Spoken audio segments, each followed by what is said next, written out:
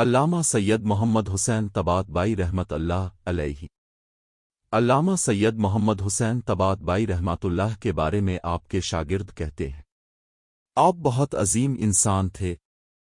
عام طالب علموں کی طرح مدرسہ کے صحن کے فرش پر بیٹھتے تھے اور غروب سے پہلے مدرسہ فیضیہ میں آ جاتے تھے۔ جب نماز کا وقت ہوتا تھا تو دیگر طلاب کی طرح مرحوم آیت اللہ الحاج سید محمد تقی خانصاری کی نماز جماعت میں شریک ہوتے تھے۔ آپ بہت متواضع اور مؤدب انسان تھے۔ میں نے کئی مرتبہ آپ کی خدمت میں عرض کیا ہے کہ آپ کا اس قدر ادب کا خیال رکھنا ہمیں بے ادب بنا دیتا ہے، خدارا ہمارے حال کے بارے میں بھی سوچیں۔ 40 سال میں کسی نے بھی آپ کو کسی جلسہ میں تکیہ لگاتے ہوئے نہیں دیکھا، بلکہ آپ دیوار سے تھوڑا آگے نہایت ادب و احترام کے ساتھ بیٹھتے تھے۔ میں آپ کا شاگرد تھا اور آپ کے گھر بہت آتا جاتا رہتا تھا۔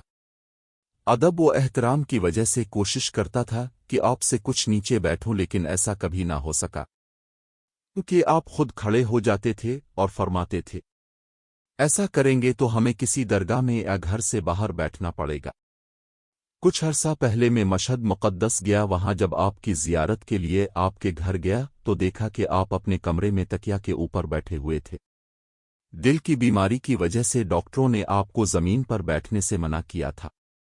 آپ تکیہ سے اٹھے اور مجھے اس تکیہ پر بیٹھنے کا حکم دیا، لیکن میں نے وہاں بیٹھنے سے انکار کر دیا، اس لیے ہم دونوں کچھ دیر کھڑے رہے اور پھر آپ نے فرمایا، بیٹھے میں آپ کو ایک بات بتاتا ہوں۔ میں نے ادب کا لحاظ کرتے ہوئے آپ کی اطاعت کی اور بیٹھ گیا۔ آغا میرے سامنے زمین پر بیٹھ گئے اور پھر فرمانے لگے، میں آپ کو جو بات بتانا چاہتا ہوں وہ یہ ہے کہ یہ جگہ زیادہ نرم ہے۔ میں 30 سال آپ کی خدمت میں رہا ہوں، اس عرصے کے دوران میں نے کبھی بھی آپ کی زبان سے لفظ میں نہیں سنا، بلکہ جب آپ سے کوئی سوال کیا جاتا تھا تو میں نے کئی مرتبہ آپ کو میں نہیں جانتا کہتے سنا ہے۔ یہ وہ جملہ ہے جسے کم ظرف لوگ کہتے ہوئے آر محسوس کرتے ہیں۔ آپ علم و حکمت کا ٹھاٹھے مارتا سمندر ہونے کے باوجود تواضع اور انکساری کی وجہ سے اس جملے کو اپنی زبان پر جاری کرتے تھے۔ اس سے بھی زیادہ جالب بات یہ ہے کہ یہ جملہ کہنے کے بعد احتمالی صورت میں یا مجھے ایسا لگتا ہے کہ صورت میں اس سوال کا جواب دیتے تھے۔ میں تقریباً 30 سال سے آغا کی خدمت اور درس میں حاضر رہا ہوں، جمعرات اور جمعہ کے خصوصی دروس میں بھی اپنی استطاعت کے مطابق آپ سے استفادہ کرتا تھا۔ مجھے یاد نہیں کہ اس طویل عرصے میں آپ کسی پر کبھی غصہ ہوئے ہوں، اپنے شاگردوں کے ساتھ بلند آواز سے بات کی ہو، یا سختی اور توہین آمیز کوئی جملہ اپنی زبان پر جاری کیا ہو، بلکہ آپ بہت آرام کے ساتھ درس دیتے تھے اور کبھی بھی اپنی آواز بلند نہیں کرتے تھے۔ آپ لوگوں سے بہت جلد مانوس ہو جاتے تھے، سب کے ساتھ، یہاں تک کہ چھوٹے طلاب کے ساتھ بھی اچھے دوست کی طرح مانوس ہوتے تھے۔ آپ سب کی باتیں غور سے سنتے تھے اور محبت کا اظہار کرتے تھے۔ آپ بہت متواضع تھے، میں نے آپ کو کبھی بھی فخر کرتے اور اپنی تعریف کرتے ہوئے نہیں دیکھا۔ تعلیم و تربیت کے سلسلے میں آپ بخیل نہیں تھے، بلکہ بلند ترین علمی مطالب، جن میں سے بعض مطالب کے آپ خود موجد تھے، آسانی کے ساتھ طالب علموں کے حوالے کرتے تھے اور اپنی تعریف کرتے ہوئے یہ نہیں کہتے تھے کہ یہ بات مجھ سے پہلے کسی نے بھی نہیں کہی۔ یہ مطالب میری ایجاد اور مہم ترین مسائل میں سے ہیں۔ آپ علم پھیلانے میں بہت سخی تھے، کسی کے سوال کو بغیر جواب کے نہیں چھوڑتے تھے۔ آپ علمی مطالب کو مختصر جملوں میں بیان کر دیتے تھے اور عبارتوں کو طول دینا آپ کو پسند نہیں تھا۔ آپ طالب علموں کی کثرت اور قلت پر توجہ نہیں دیتے تھے، بلکہ بعض اوقات 2-3 افراد کو بھی درس دیتے تھے۔ طالب علموں کے علاوہ دیگر افراد کو بھی کسب فیض سے محروم نہیں کرتے تھے۔ ہر لباس اور ہر عمر کا شخص آپ کی خدمت میں حاضر ہو کر آپ سے فیض یاب ہوتا تھا۔ بہت سے لوگوں نے آپ سے استفادہ کیا ہے۔ آپ کے پاس ایران اور دیگر ممالک سے علمی سوالات پر مشتمل خطوط آتے تھے اور آپ اپنے ہاتھ سے ان کا جواب لکھ کر بھیجتے تھے۔ بعض اوقات آپ کو جب کوئی استاد کہتا تھا تو آپ فرماتے تھے، مجھے یہ عبارت پسند نہیں ہے، ہم یہاں اس لیے جمع ہوئے ہیں تاکہ ایک دوسرے کے تعاون اور ہم فکری کے ذریعے اسلام کے معارف اور حقائق حاصل کریں۔ استاد کو پیدل چلنا بہت پسند تھا، عام طور پر آپ علمی جلسوں میں بھی پیدل جاتے تھے اور راستے میں لوگوں کے علمی سوالوں کا جواب دیتے تھے۔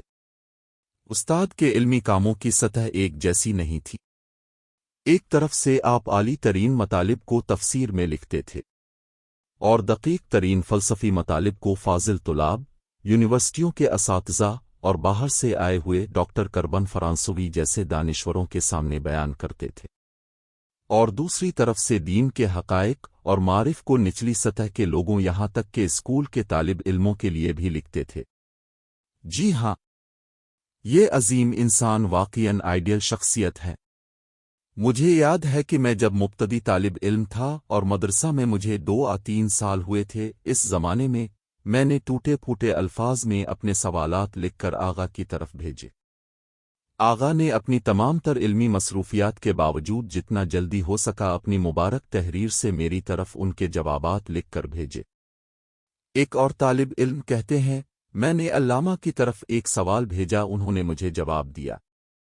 اس کے بعد دوبارہ وہی سوال لکھ کر بھیجا، انہوں نے مجھے دوبارہ جواب دیا۔ تیسری مرتبہ پھر وہی سوال آغا کو لکھا اور ان کے جواب پر اعتراض کیا۔ اس عظیم انسان نے کمال تواضع کے ساتھ تیسری مرتبہ بھی اپنے رسم الخط میں میرے اس سوال کا جواب لکھ کر بھیجا۔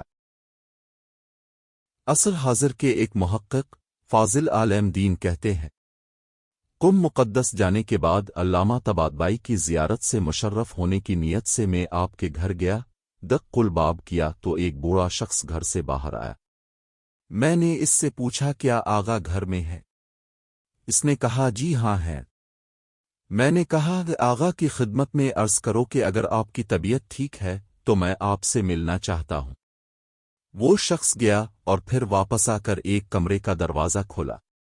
میں کمرے میں داخل ہوا، کمرے میں قالین نہیں تھا، لہذا میں وہیں بیٹھ گیا۔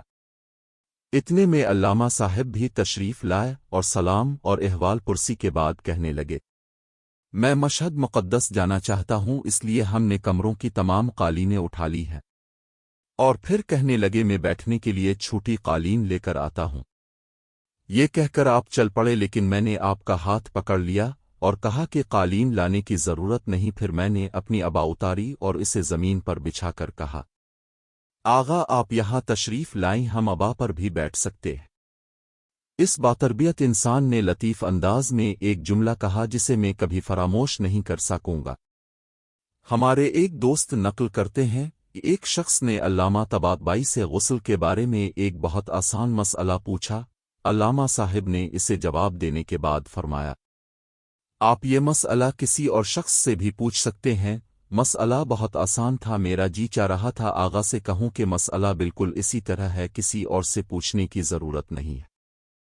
علامہ صاحب نے تواضع اور انکساری کی وجہ سے یہ جملہ ارشاد فرمایا تھا۔ آپ کے جانے کے بعد میں نے سوال کرنے والے سے کہا، آغا سے اتنا آسان مسئلہ پوچھنے کی کیا ضرورت تھی؟ اس نے جواب دیا، مجھے یہ مسئلہ معلوم تھا، میں تو صرف اس مجسمہ تقویٰ کے ساتھ گفتگو کرنا چاہتا تھا۔ علامہ طباطبائی رحمۃ اللہ فرماتے تھے، مرحوم مطہری نے اصول فلسفہ کے مسئلے عقو و فعل کی عمیق معلومات اور اس موضوع پر حواشی اور شرح لکھنے کے لیے مجھے تہران میں ایک ہفتہ اپنے گھر میں رکھا اور قانع ہونے تک مجھ سے بحث و مباحثہ کرتے رہے۔ اپنے شاگرد کو پڑھانے کے لیے تہران جانے سے استاد کے تواضع اور انکساری کا اندازہ لگایا جا سکتا ہے۔